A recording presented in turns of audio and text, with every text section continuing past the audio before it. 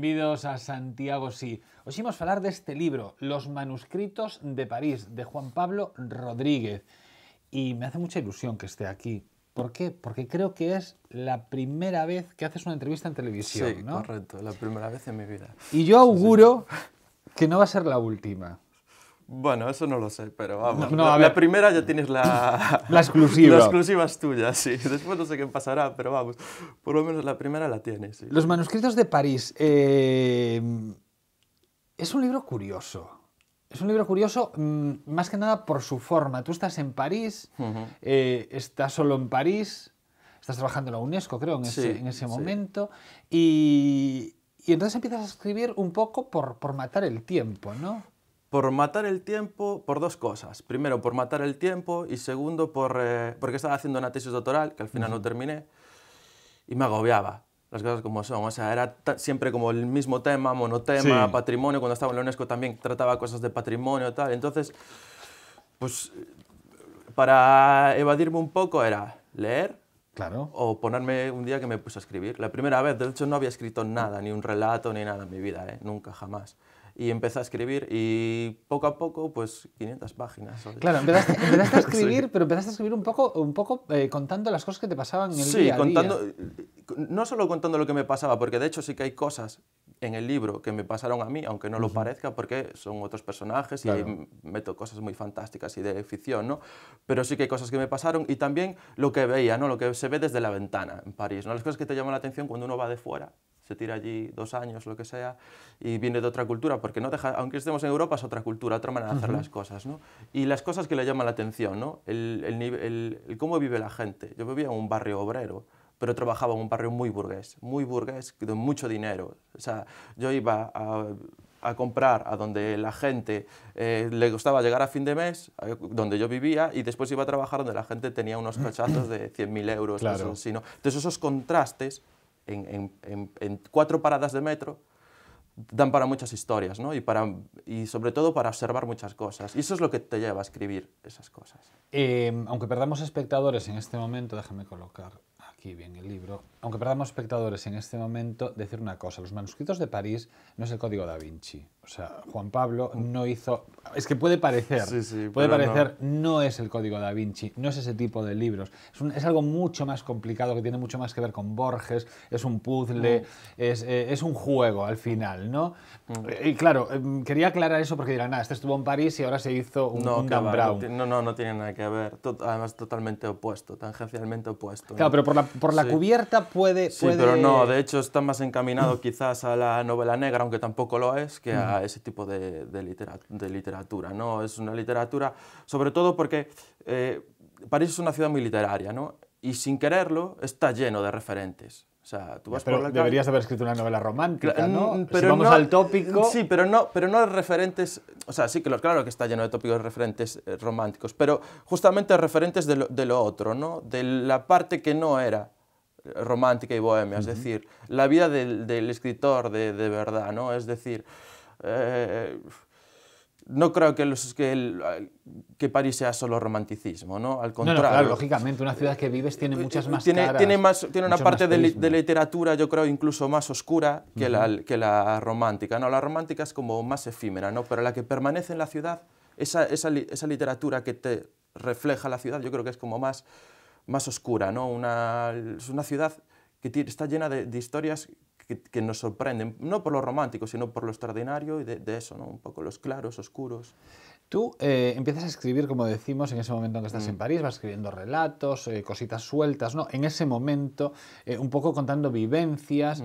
¿En qué momento eso coge forma y empiezas a insertar a Paul Auster, a diferentes personajes reales o escritores en la historia? Pues en realidad va solo, sin quererlo, de verdad, o sea, no es sino porque uno empieza a escribir y cuando termina una frase, esa frase sin querer le lleva a la otra. A mí me pasó así. Empezaste sin disciplina y acabaste teniendo una disciplina. Exactamente. No, yo no iba a tener disciplina ninguna porque nunca había escrito. O sea, simplemente escribía ahí como quien escribe un diario, ¿no? Y de repente... ¿Dónde lo hacías? ¿En el ordenador? ¿En una libreta? Sí, en el ordenador. En la libreta tomaba notas, por ejemplo, que iba a tal sitio, tomaba notas, que me pasaba algo y esto me tengo que guardar, que fue muy curioso. Y lo apuntaba, ¿no? Entonces yo tengo una libretita, lo sigo haciendo, ¿eh? Sí. Tengo una libretita donde apunto cosas pues, que me pasan, que digo yo, bueno, esto no puede ser verdad, y lo escribo, ¿no?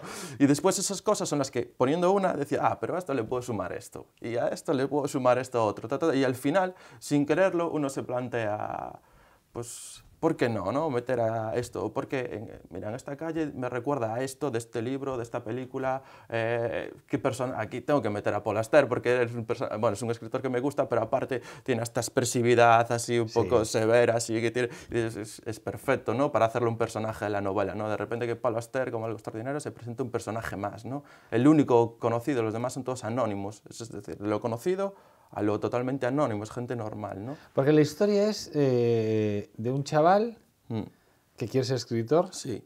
que está en París, Sí. se cruza con Paul Auster.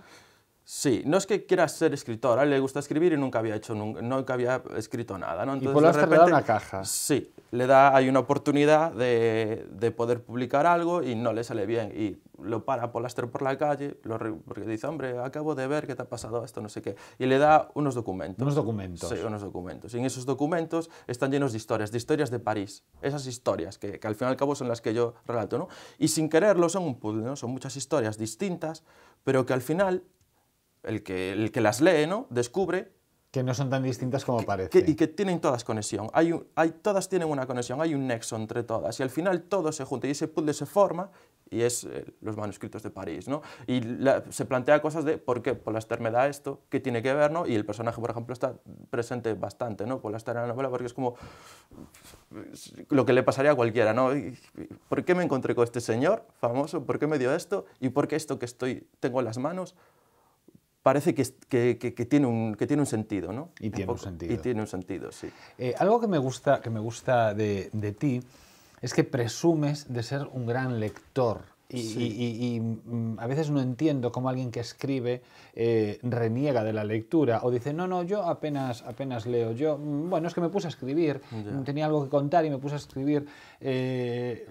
Creo que el primer trabajo, ¿no? la gran cuna del escritor es la lectura. Sí, de hecho yo no me considero escritor, eso me queda muy grande. Escritores hay muy pocos en realidad. Yo soy un lector que tuvo suerte, anecdóticamente, de poder publicar algo que escribía en sus horas muertas, ¿no? Hay 1000 personas que hoy lo están haciendo y no tienen esa suerte, lamentablemente, y que hacen cosas buenísimas. Yo la tuve. ¿Qué lees tú? Pero no por eso. Yo leo de todo, en realidad.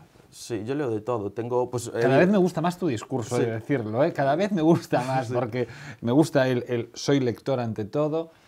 Soy lector que ha publicado un libro, con lo cual sí que eres escritor porque aquí ya hay algo escrito por ti. Sí, Principio de escritor en ciernes, pero la palabra escritor ya va unido a ti porque ya escribiste.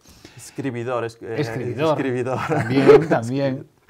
Eres lector y leer de todo. Qué sano es leer de todo. Sí, leo de todo, en realidad. Menos los prospectos de las medicinas. Es lo único que no se debe leer, los prospectos de las medicinas. No, porque dan mucho miedo. De hecho, me pasó hace poco con una, que empecé a leer y era para la alergia y dije yo no sé si prefiero la alergia o que me dé algo por todo esto. Ni los prospectos de las medicinas, ni la información que dan en internet sobre enfermedades. Sí. No, eso es lo peor. Son las dos cosas. Porque siempre tenemos lo peor. Sí. Es como, son las dos cosas que no se deben leer. Fatal.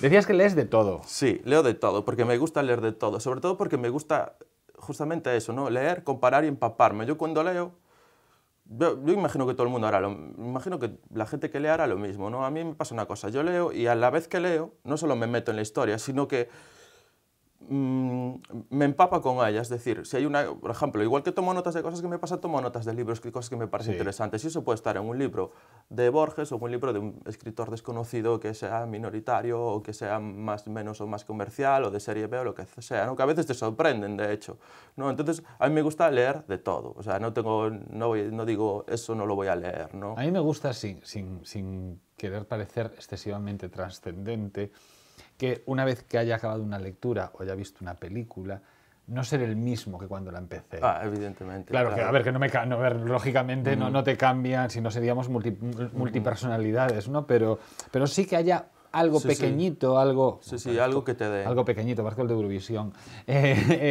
Sí, algo mínimo que no seas el mismo que cuando empezaste, Sí. ¿no? En ese proceso. No, y es verdad, y sí que pasa, pero eso es cuando te empapas con ella, cuando te implicas, es lo que te pasa, es lo que te da, ¿no? Que eres algo más, ¿no? Y reconoces lo que estás escribiendo, ¿no? Y parece que incluso que estás escuchando al escritor o al director de cine o lo que sea, y que te está hablando él, ¿no? Parece que le puedes hasta reconocer la personalidad, a pesar de que te está mintiendo, porque está escribiendo y te está mintiendo. Todo lo que está diciendo es mentira, pero parece que te implicas un poco con ello, ¿no? Y a mí me gusta eso, y me gusta leer eso, yo te digo, de todo. O sea, evidentemente tengo mis escritores fetiche, ¿no? Por ejemplo, hablabas antes de Borges. Borges es una persona que, siempre lo digo, no escribió más de 10 páginas seguidas, todos son relatillos, pero me parece un tío extraordinario, una de las personas que mejor han escrito en la historia de la literatura, ¿no? Pero no es un peligro que te comparen, porque hay quien utiliza, ¿no? Hay quien utiliza Borges, Rayuela, ¿no? Quien lo utiliza... No, pero esos son cosas de escribir, Claro. de buscar, siempre se buscan referentes, ¿no? Pero después, al final, los referentes se quedan en eso, ¿no? O sea, eso es una anécdota totalmente. Evidentemente, cuando uno... Siempre intentamos buscar referentes, a mí también me pasa, yo soy historiador del arte, cuando veo una obra también busco referentes, pero claro, no tiene nada que ver, igual era Bazin, era lo que era, ¿no? En el cine, que escribía... ¿Quién fue? Creo que fue sobre Hitchcock, ¿no? Que el propio Hitchcock le decía... No Hitchcock. No sé si fue... Bueno, no me acuerdo. A un director le había dicho Bazin... bueno, había escrito sobre él y le decía, has visto cosas que ni yo mismo he visto, ¿no? Claro, y decía, de repente me has hecho mejor director de lo que yo creía que era, ¿no? Le decía, ¿no? Y Bazin era un teórico que escribía de cine, siempre le decía, de repente he descubierto que hago cosas que no sabía ni que hacía, me has hecho mejor de lo que era, ¿no? Era como... Claro, mil veces sucede eso, que en una obra de alguien encuentras aspectos, encuentras recovecos. Y a veces que no lo pensamos, yo no pensé en Rayuela, ni mucho menos, ¿no? Ni tampoco, es decir, ni piensas en escribir como Borges, porque si intentas imitar a alguien así que está muy por encima de la media, primero ya vas a hacer una chapuza, porque la única manera de imitarlo es copiarlo, tal cual. Es que alguien como Borges o cualquiera, o sea, que intentes imitar a alguien, mejor que te dediques a entonces, a otra cada uno cosa. tiene que sacar lo suyo, pero como te digo, ¿no? Pues a veces te acuerdas de un libro, tomas referencias, un guiño de tal, este escritor lo hace de esta manera. Pues voy a intentar hacerlo parecido, ¿no? O, mira, es un buen truco, ¿no? Un buen recurso, ¿no? Y utilizas ese tipo de cosas, pero como recursos, pero evidentemente inventar algo en la literatura es muy difícil. Los manuscritos de París, de Juan Pablo Rodríguez, acaba de salir al mercado, acaba de llegar a las librerías. Una historia sobre un chico, sobre un muchacho que escribe en París, que se cruza con Paul Auster, que le deja unas historias sobre la ciudad, algo que es como un puzzle buscado, algo que es un poco más caótico al principio, que lo va perdiendo a medida que vamos adentrándonos en el libro, y que también es buscado, y algo que al final cobra sentido. Pero insisto, esto se acerca más a la novela negra por momentos sin serlo, que a estos misterios de conspiraciones internacionales. Los manuscritos de París, de Juan Pablo Rodríguez. Facemos un pequeno parón nesta conversa e continuamos co programa. Libraría Couceiro, no corazón de Compostela. 5 plantas cunha ampla oferta para todo tipo de públicos. Literatura infantil e galega, guías de turismo, novidades en español... Dispoñemos dunha sección con numerosos exemplares en oferta. Na Praza de Cervantes, Libraría Couceiro. Hoxe na librería Couceiro imos ter moito ser mitolóxico, non? Ser fantástico e algúns seres humanos que parecen doutra galaxia polo seu comportamento, polas cousas que fixeron en vida. Por onde comezamos? Pois polos seres humanos... Polos seres humanos que ás veces sorpréndenos. María Maiseu, a partir deste libro que se chama Hildegard en la Tierra, estábamos facendo memoria os dous ao redor da figura de Hildegard e sobre todo da figura da nai, bueno, desa... falábamos do comportamento realmente era o da nai, non? Claro, desa familia que viviu no tempo da República, da Segunda República, e que a verdad que mete medo. Ás veces os seres humanos damos máis medo que eses seres mitolóxicos que que asustan. Neste caso, bueno, Hildegard en la Tierra, o que recolle son os artigos que escribiu Hildegard Rodríguez Carballeira no diario La Tierra, La non? Tierra. Pero o personaxe xa de por sí, é dicir, con 18 anos que viviu, que non viviu máis que 18 anos, non lle permitiron, pois escribiu, por exemplo, 14 libros, e era, no seu momento e con esa idade, era un dos personaxes políticos máis coñecidos da época en España. María Meisel tiñamos a dúbida con estes apelidos, porque a verdade é que a figura de Hildegard, a través da famosa película que se chama Mi hija Hildegard e tal, tiñamos a dúbida, Rodríguez Carballeira, e dixemos, será galega, tería claro, a nai era de Ferrol, sí. Era de Ferrol, é unha historia fascinante da historia negra de España, e a nai tiña a obsesión de ter un fillo para que cambiara o mundo. Sí, pero ao final... E entón, tivo a Hildegard, non tivo un fillo, tivo unha filla, Aurora Rodríguez chamabas a nai, sí, reconvertiu o seu proxecto, realmente ela quería un Salvador. No seu momento Salvador, dixo, bueno, pois se non é Salvador, é Salvadora, ven sendo mismo, pero creo que a súa mentalidade, o sea, a súa cabeza non estaba... Partimos deso, evidentemente, non? Porque se pensamos que o proxecto desta muller, da Aurora Rodríguez, que era unha muller de Ferrol, que vivía en Madrid, era ter un fillo para salvar o mundo, non? Para que todo o mundo tivera máis liberdades. Como defensor, digamos, das clases un pouco máis baixas, dos que menos dereitos tiñan, pero digamos, que fixo ca filla, efectivamente, foi privala de todo tipo de liberdade. Privouna de tanta liberdade que acabou na matando. O sea, a historia é tan tráxica que termina con 18 anos, e creo lembrar que era por unha historia de amores, algo tan sinxelo, tan básico do ser humano, cando a nai viu que o proxecto se lle ia a pique, acabou co proxecto, acabou na matando. O que recolle este libro non é esa historia, non. Os artigos que ela escribiu, que Hildegard escribiu, nese La Tierra. En La Tierra, na parte final da súa vida. Pero sabedes que era unha rapaza ben prolífica. Sí, é dicir, se con 18 anos xa tiña 14 libros escritos, obviamente era... Pois Hildegard en La Tierra está publicado pola Ateneo Ferrolán, e a verdade é que é unha visión curiosa a unha parte da historia dese punto de vista de alguén que está ubicado na vida por parte da súa nai para salvar o resto da poboación. Hildegard en la Tierra é unha proposta curiosa e interesante que acaba de chegar ás librarías. O seguinte, pois seguimos co Mundo secreto de Vasilus Hoffman, neste caso é a terceira entrega, titúlase A batalla por Avalon, e esta serie de Vasilus Hoffman, a verdade que está sendo, pois, eu creo que a serie de fantástica que está triunfando en Galicia, a nivel de literatura galega, é juvenil, é fantástica, Vasilus Hoffman. En este caso, A batalla por Avalon. Sorprendeume porque non, ostras, é que é verdade, é que non escoitara falar dela, porque, bueno, tampouco é a literatura que eu consumo habitualmente. É literatura fantástica e é juvenil, ademais. Pero nunca deberemos infravalorar os lectores deste tipo de literatura. A ningún lector. A ningún lector, efectivamente. Hoxe me pillaches facendo unha reportaxe do Premio Nadal, que creo que se chama José Cebales, e este home, un Premio Nadal, reivindica o humor e reivindica o populismo da literatura, que non debe haber élites literarias. Efectivamente, por iso digo que non se pode despreciar ningún tipo. Oxe, mira, así como curiosidade, unha persona que coñezo ten un rapaz de 18 anos e di que lle gusta escribir, pero que lle falta vocabulario, e entón comentando, dixo, home, eso normalmente lendo é como mellor adquires, e me decía, no, pero non lle gusta ler moito, solo lee cómics, e digo, pero que é un tipo de lectura como calquer outro, non é menos valiosa que calquer outra lectura, entón... E hoxe en día hai auténticas xoias literarias, e libros importantes en canto a volumen, novelas gráficas, o propio nome indica, son novelas gráficas, teñen unha parte de literatura e unha parte de grafismo. Neste caso, A batalla de Avalon, o protagonista é a Irmandade de Avalon, precisamente, e son o profesor Vasilus Hoffman... Que é un personaxe este Vasilus, un toche historiador, explorador de mundos fantásticos... Tamén un pouco truán, Vasilus Hoffman.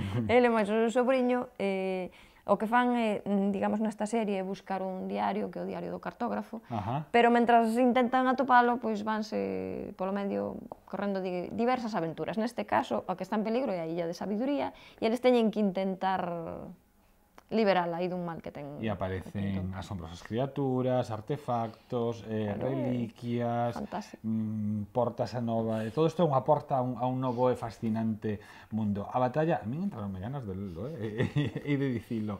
O mundo secreto de Vasilius Hoffman, que é a serie, e nesta ocasión é unha nova entrega, a terceira, dicías, non? Que é A batalla por Avalon, é de Fernando Cimadevila, Que é un autor daqui de Santiago. Que é o autor daqui de Compostela, e a ilustradora tamén unha rapaza daqui, que é Jara Zambrano, que a verdade, aquí tedes algúns dos debuxos que ten cos que ilustra Jara esta novela, e vos de dicir que se vos gusta isto non é nada que as maravillas que fai Jara Zambrano, que son preciosos, son unha cousa ben bonita, pero esta rapaza que é, para non perderlle a pista tamén, nin a Fernando Cimadevila, que é o autor, nin a ilustradora, que é Jara Zambrano, editado por Urco Editora. E rematamos con esos seres que distí mitolóxicos... Este é o de Alfredo Conde. Non o sabemos. Alfredo Conde era o Grifón. Era o Grifón, non o Grúfalo. Non sabía. No. Claro, pero, era o Grifón, non o Grúfalo. Tive un momento absurdo porque pensei, xa vai o Grifón no vento, como se dirá en galego? Grifón igual. Non é... Pero pensei que era este é o Grúfalo, este é o Grúfalo, non ten nada que ver. Da mesmo dos autores... Entendede que despois da Semana Santa tampouco teño eu a cabeza. Mira, sacaron un primeiro que era o Grúfalo. Sí. E neste caso, o segundo é A filla do Grúfalo. Que dicir unha cousa, o Grúfalo, cando se traduciu ao galego, estaba xa editado en español, porque sabedes que de autores, mira, Julia Donaldson e Axel Scheffler, ou algo así. Sí. Bueno, quero dicir, é unha traducción. Sí. O bo que ten esta segunda parte é que aínda non hai traducción ao español. Primeiro é a galega. Sabe primeiro a versión galego. galego. Que ocorre poucas veces, non? Bueno, pois o Grúfalo, nun primeiro momento, atópase con un rato pequeno, e a cuestión é que o rato é máis listo que o Grúfalo, é capaz de darlle a volta e acaba sendo o Grúfalo quen lle ten medo ao rato, a pesar de que o rato é un ratiño pequeno e o Grúfalo xa ves como é. É unha cuestión de poder de inteligencia. Efectivamente, bueno, pois a filla do Grúfalo tamén pretende ser máis lista. Temos aquí o rato. Escondido. A filla do Grúfalo pois tamén pretende ser máis lista que o rato e non terlle medo ao rato do que lle fala seu pai, que tanto medo lle dá. Que pasará? Non sabemos o que ocorre. É unha nova publicación da editorial Patas de Peixe, que eu dicía, María, como me soan estes de Patas de Peixe? E me dice María, son os da vaca que puxou un ovo. E claro, despois dese título, acordámonos perfectamente, en rosa, portada, cavaca, o ovo. Pois a mesma editorial que publicara a vaca que puxo un ovo e tamén o Grúfalo, agora chega a filla do Grúfalo, eso, da man de Patas de Peixe. Outra das recomendacións de hoxe era A batalla por Avalon, que é o terceiro volume de O mundo secreto de Vasilius Hoffman, editado por Urco e da man de Fernando Cimadevila, con ilustracións de Jara Zambrano, e se vos queredes achegar un pouco máis a figura de Hildegard Rodríguez Carballeira, que era o que estaba buscando o segundo apelido, tedes os artigos que escribiu para o diario La Tierra na recta final da súa vida neste libro publicado polo Ateneo de Ferrolán, que se chama Hildegard en La Tierra. Moi interesantes os tres. Con cal te quedas? Pois mira, a mí o de Vasilius Hoffman chamoume moito a atención. Se tivera que poñerme a ler algo inmediatamente, iría por... Bueno, terías que empezar polo primeiro. Bueno, claro, polo primeiro, para ir por orde. Pero os tres moi interesantes, Moi ben. Ata vindeira semana. Pero Biarritz realmente resume, yo creo que resume muy bien la idea de los años 20, después de la gran quiebra de la Primera Guerra Mundial. Se entregan al desenfreno absoluto, por eso son los alegres años 20, y se entregan al desenfreno absoluto, beben todo el champán que pueden, estrenan los bañadores de una pieza que escandalizan a las damas de la buena sociedad, las chicas y los chicos se acuestan con quien quieren o con quien les apetece. En fin, es una pasión por vivir, y todo eso, como se concentra en Biarritz, y como yo conocí Biarritz hace ya algunos años, y el paisaje es tan espectacular, era relativamente sencillo situar los alegres años 20 en el Hotel du Palais o en la Costa de los Vascos, donde iban a tomar el sol, los baños de sol que no... casi prefieren ni describirlos, cómo serían los baños de sol, se supone. Los baños de sol ya se tomaban en la Belle Époque y se tomaban desnudos. Pero bueno, era tan escandaloso que ni siquiera se decía. En fin, toda esta pasión por vivir en los palacios, en los hoteles particulares que se llamaban las villas, en los distintos hoteles con los menús de 22 platos, bueno, todas estas cosas es tan apasionante, es tan vital que es relativamente fácil decir me dedico a ello, porque incluso ahora en Biarritz se aprecia ese glamour. Solo sugiero que piensen en una frase que repite habitualmente Bilko, y es: el presente no era necesario. El deseo de recuperar una edad dorada falsa, seguramente, pero donde vivimos los mejores años de nuestra vida. Es decir, en este caso Bilko quiere vivir en sus 15 años, cuando amaba a Beatrix, y por eso el presente le resulta innecesario, y muchas veces dice, y el futuro también. Ya no solamente no necesita el presente, tampoco necesita el futuro. No me creo a los autores que se ponen a escribir y me dicen, ya saldrá esto, es que a mí me sale así. Yo no me imagino a un médico que va a operar y dice, bueno, ya yo abro y ya veré lo que me encuentro. No. Esto es un trabajo que necesita estudio, que necesita formación. La literatura no es un hecho azaroso, ni depende de la inspiración divina.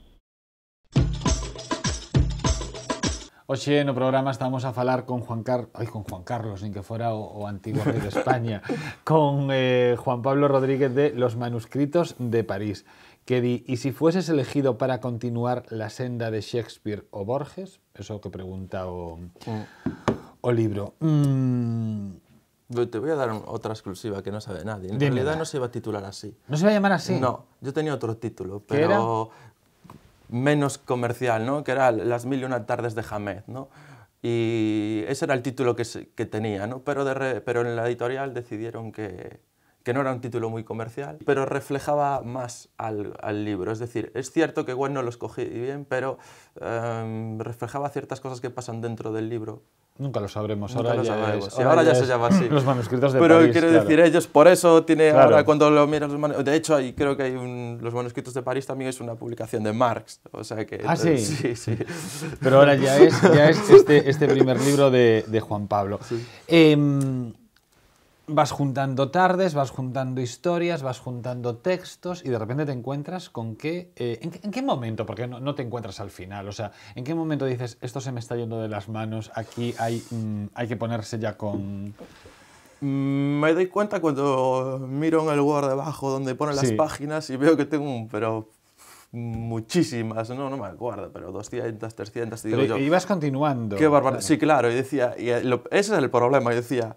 Es que aún puedo seguir, ¿sabes? Es que aún puedo seguir y puedo seguir enlazando, es decir, venga, va, ¿por qué no? Y seguía, tenía 200, al final quedó en 500, ¿no? Y en el Word más o menos es así, creo que eran 400 y pico. Entonces era cuando uno dice, ¿y ahora qué hago? ¿No? ¿Y ahora qué hago? Claro, ahora qué hago, esto sigue, esto no sé qué, tengo que darle un cierre de alguna manera, ¿no? Entonces, ahí es cuando dices tú, se me fue de las manos, ahora tengo que darle un cierre, porque no puede ser eterna, ¿no? No puede estar ahí, podría escribir más, pero tengo que darle... De hecho, incluso quité capítulos. Había algún capítulo por el medio que lo quité porque ya me parecía demasiado, ¿no? Pero, vamos, llega un momento que te planteas, ¿y ahora qué? Vale, ¿sabes? ¿Y ahora qué? le doy a imprimir. Sí, ahora que imprimo, lo termino, claro. lo imprimo, se lo enseño a alguien y a ver qué ¿Y les se lo parece. enseñaste a alguien? Sí, y se lo enseñé a mi familia y les gustó. Sí. Entonces mi familia les Pero gustó. no te puedes fiar de la familia. Jamás. Jamás, claro. Jamás. ¿Sabes? La familia siempre te va a decir que está Claro. bien. La familia siempre te va a decir que está Claro. bien. Pero no, tampoco encontré a mucha gente, porque sí que se lo envié a amigos, pero claro, era muy largo, la gente trabaja, no sé qué, entonces es difícil, ¿no? Entonces de la familia directamente pasó a decir, venga, va, a editoriales. O sea, ya fuiste directamente. Sí, fue así como está. Dije, pues mira, a ver, que para total estaba ahí, ¿no? Algo había que hacer. Era o quedaba en el ordenador o se hacía algo con ello. Y recibiste nos y nos. Todo esto lo quiero contar para que la gente no se desanime. Sí, o sea, sí, no se todos los desanime. nos del mundo. ¿A cuántas editoriales? Vamos, no lo sé, pero muchísimas. O sea, no te lo puedes ni imaginar. ¿Cuánto dinero te gastaste? Porque claro, aquí no pensamos en el dinero que invierte un escritor mandando... No me gasté mucho gracias a los nos.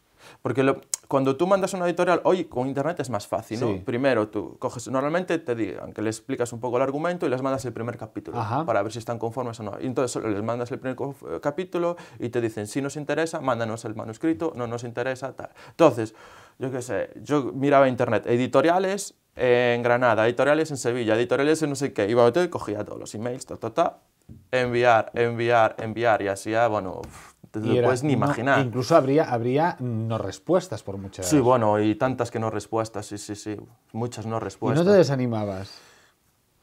Pero es que no es desanimarse, ya no entraba dentro del... Sí te desanimas, ¿no? Porque dices tú, bueno, todo el mundo te dice que no, es un mundo... Sobre todo te desanima porque ves que es un mundo súper cerrado. Ya. Súper cerrado. O conoces a, o tienes a, o es muy difícil que una persona que acaba de escribir algo tenga una puerta abierta. Porque hoy, entre la crisis, entre que la gente dicen que lee menos, etcétera, etcétera, no se la juegan tanto, no se arriesgan, sobre todo con alguien joven que tenga un libro que no tenga ningún tipo de currículum. Muchos te pedían el currículum. Claro. Tu currículum literario, ¿qué currículum literario voy a tener? Ninguno. Entonces, en el momento que no tienes ningún currículum literario, ya no.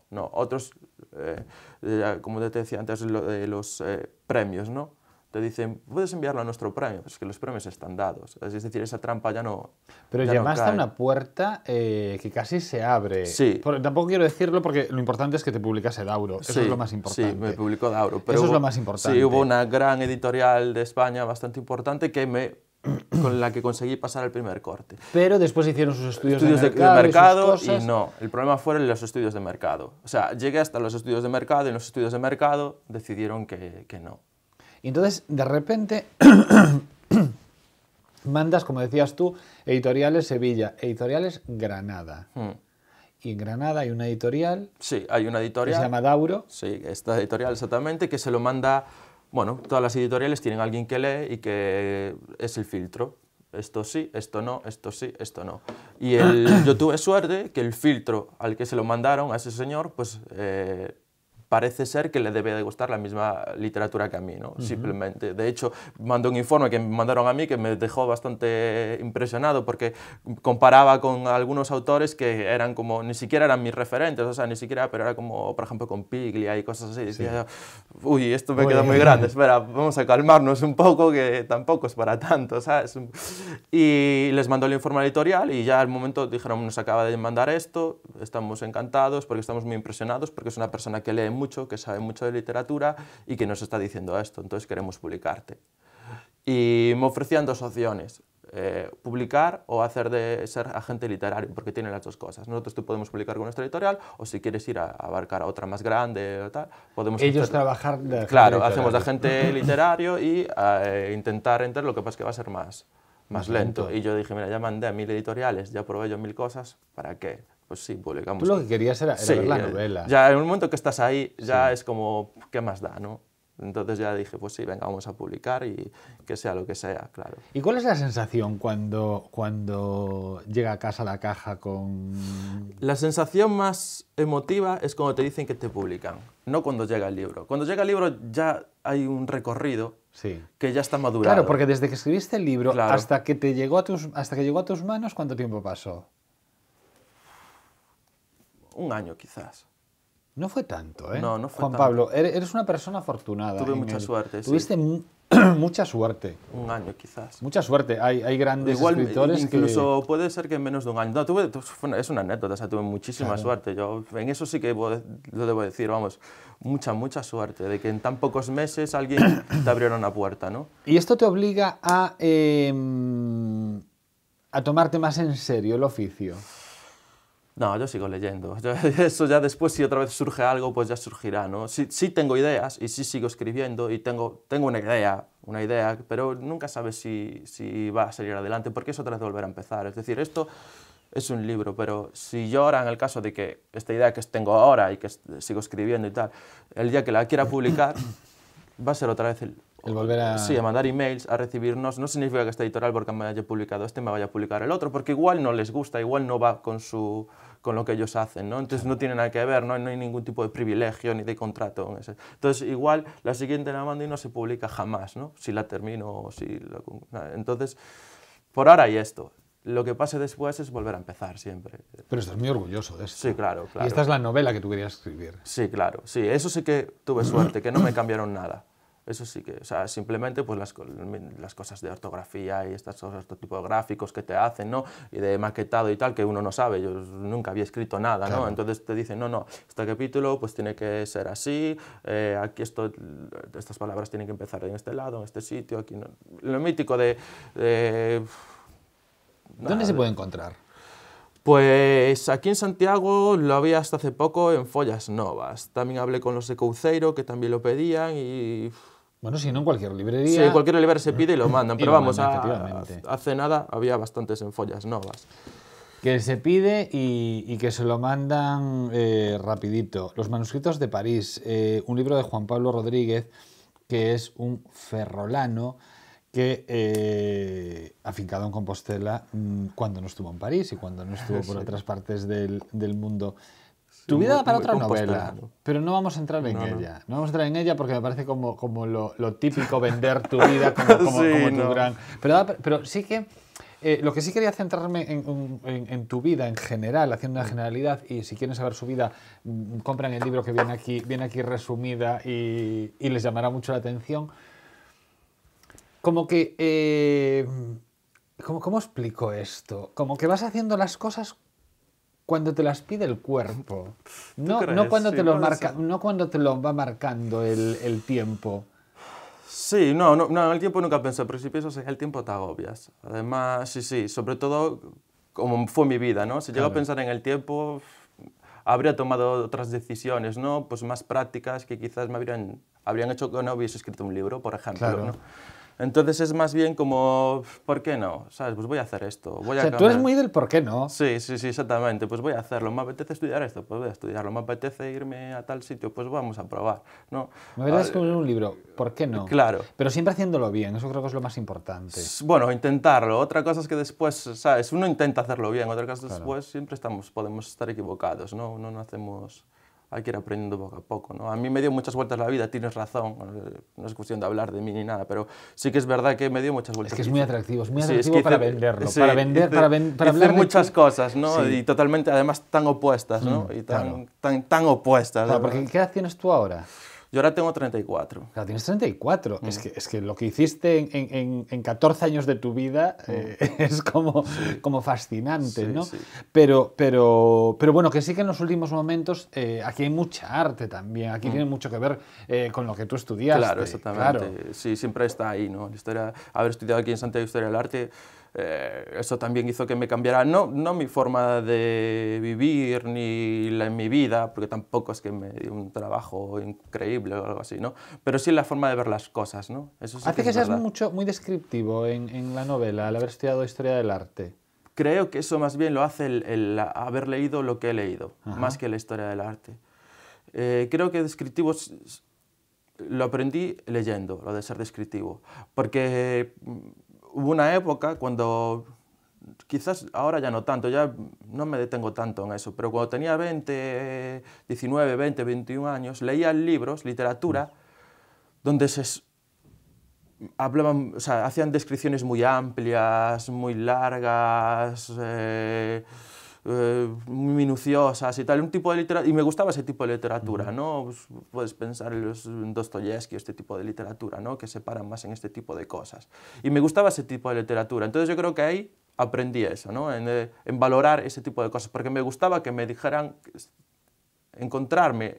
Al momento, a mí me resultaba que cuando yo leía algo que describían, me veía adentro, ¿sabes? Es decir, era como que me metía con el personaje, ¿no? Como que estaba ahí al lado, ¿no? Entonces, quizás más que en historia del arte, evidentemente, describimos, buscamos referentes, pero yo creo que eso ya lo tenía anterior.